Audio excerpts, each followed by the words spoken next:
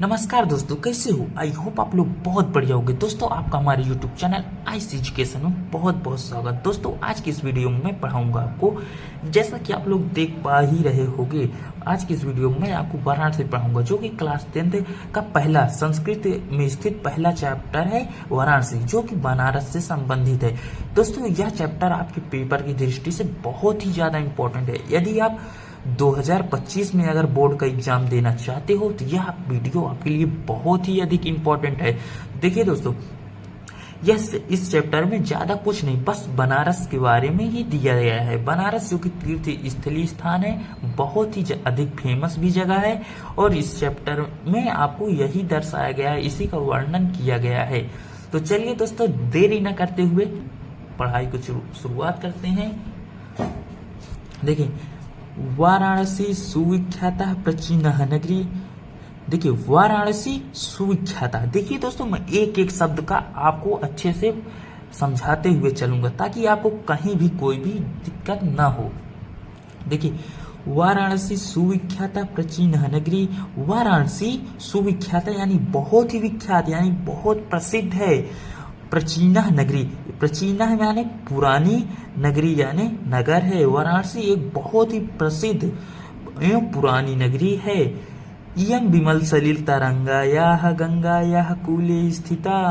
देखिए, यम यानी यह, विमल, विमल यानी इसको तोड़ लेते हैं, बहुत बड़ा वर्ड हो जाएगा। विमल यानी निर्मल, विमल का शब्द हो जाता है निर्मल। सलिल माने जल होता है, तरंगा याह माने लहरों वाले, जो कि निर्मल जल के लहरों वाले।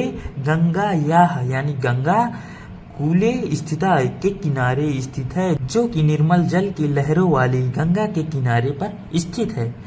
अस्या घाटा नाम वलयकृत पंक्ति धवलियायाम चंद्रिकायाम बहुराजते। देखिए, अस्या यानी इसकी, घाटा नाम यानी घाटों की, वलयकृत यानी घुमावदार, पंक्ति यानी लाइन भी आप बोल सकते हैं, घाटों की घुमावदार पंक्ति। धवलियायाम यानी श्वेत, चंद्रिकायाम बहुत राजते। देखिए, श्वेत चांदनी में बहु राजते यानी बहुत सुशोभित होते हैं। इसकी घाटों की घुमावदार पंक्ति श्वेत चांदनी में बहुत सुशोभित होते हैं। अगणिता, अगणिता का अर्थ है, आप मान सकते हैं असंख्या में भी। अगणिता यानी असंख्या में, या तो आप इसको बोल सकते हैं अनेक। पर्यटका यानी यात्री। सुदूरेभ्य दूर दूर, देशेभ्य यानी देशों से, नित्रम यानी यहाँ, अत्र अयंती यहाँ पर आते हैं। अगणिता यानी असंख्या में, यात्री दूर दूर देशों से यहाँ आते हैं, या तो आप बोल सकते हैं अनेक यात्री दूर दूर देशों से यहाँ आते हैं। अस्या, देखिए एक ये कॉमा की तरह एक बिंदी जो लगी है, इसको हम और लिखते हैं, और अस्या हमें इसकी घाटा नाम शोभम विलोके, और इसकी घाटों की शोभा को, शोभा जो है इसकी, यम बहु प्रशंसती, और इसकी बहुत प्रशंसा करते हैं। जो यात्री लोग आते हैं, इसकी शोभा की, घाटों की शोभा को बहुत प्रशंसा करते हैं। वाराणस्यम प्राचीन काला देव गेहे गेहे विद्यायाः दिव्यम ज्योति घोतते। देखिए, वाराणस्याम यानी वाराणसी, प्राचीन काला देव यानी प्राचीन काल से, देव, गेहे गेहे यानी घर घर, विद्या दिव्यम ज्योति विद्या की दिव्य ज्योति, घोतते यानी चमकती है। प्राचीन काल से वाराणसी में घर घर विद्या की दिव्य ज्योति चमकती है।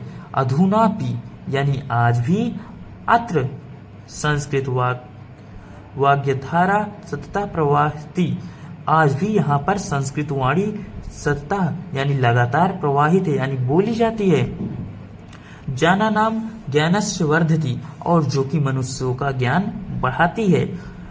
अत्र अनेके आचार्य यानी अत्र में यहाँ अनेक आचार्य। मूर्धन्य यानी श्रेष्ठ, जिसको हम बोल सकते हैं। विद्वांसा यानी विद्वान है। वैदिक वर्णमायस्य यानी वैदिक साहित्य। अध्यायने अध्यापने चा इदानी निरता, जो कि अध्ययन कराने में लगातार लगे हुए हैं, निरता हैं। न केवल भारतीय, न केवल भारतीय, अपितु यानी बल्कि वैदेशिका यानी विदेशों से गिरवावाण्या संस्कृत वाणी का अध्ययन यानी अध्ययन अत्र आगच्छन्ति संस्कृत वाणी का अध्ययन करने यहाँ पर आते हैं। निशुल्कम च विद्या ग्रहणती और निशुल्क बिना किसी शुल्क के यहाँ पर आकर विद्या ग्रहण करते हैं।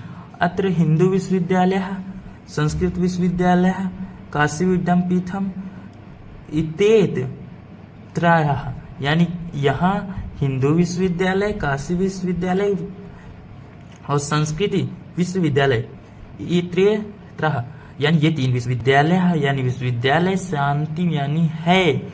येसु नवीनम प्रचीनस्य यानी येसु यहाँ पर नवीन यानी नया और प्रचीनस यानी पुराने ज्ञान विज्ञान विषयाणम यानी ज्ञान विज्ञान विषयों का अध्ययनम प्रचलितः यानी अध्ययनम यानी अध्ययन प्रचलितः यानी चलता है।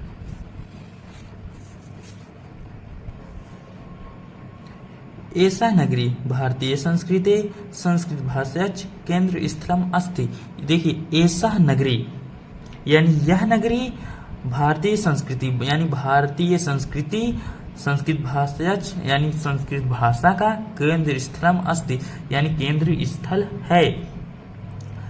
इत एवं संस्कृत वर्णमाया संस्कृतेस्य अलोका सर्वत्र प्रसिद्धः यानी यहाँ से संस्कृत वाणी तथा संस्कृति अलोका यानी प्रकाश सर्वत्र यानी सभी जगह प्रसरिता है यानी फैला हुआ है। मुगल युवराज दारिसिकोह यानी दारिसिकोह अत्र गत्य यानी यहाँ आकर भारतीय दर्शनम शास्त्राणम यानी भारतीय दर्शन शास्त्रों अध्ययनम अक्रोध यानी मुगल युवराज दारिसिकोह यहाँ आकर भारतीय दर्शन शास्त्रों का अध्ययन किया था। स तेषां ज्ञानेन तथा प्रभाविता अभवत् वह उनके ज्ञान से ऐसा प्रभावित हुआ कि यत् तेन उपनिषदम अनुवादः फारसी भाष्यस्यं करितः कि उसने उपनिषदों का अनुवाद फारसी भाषा में कराया।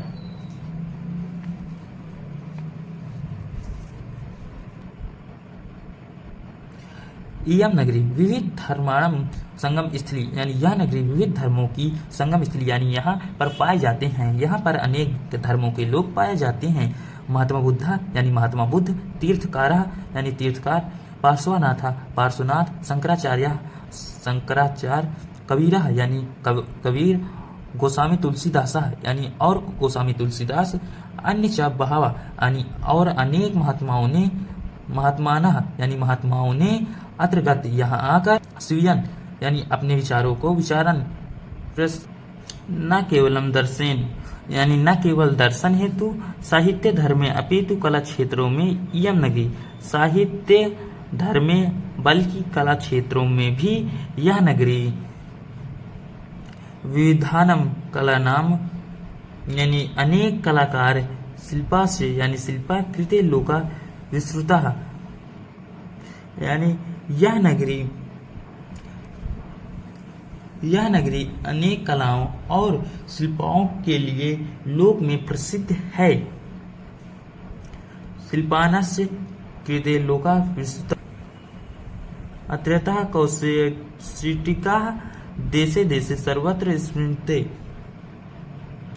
और यहाँ की बनी हुई रेशमी साड़ी देश विदेश सभी जगह पर पहनी जाती है।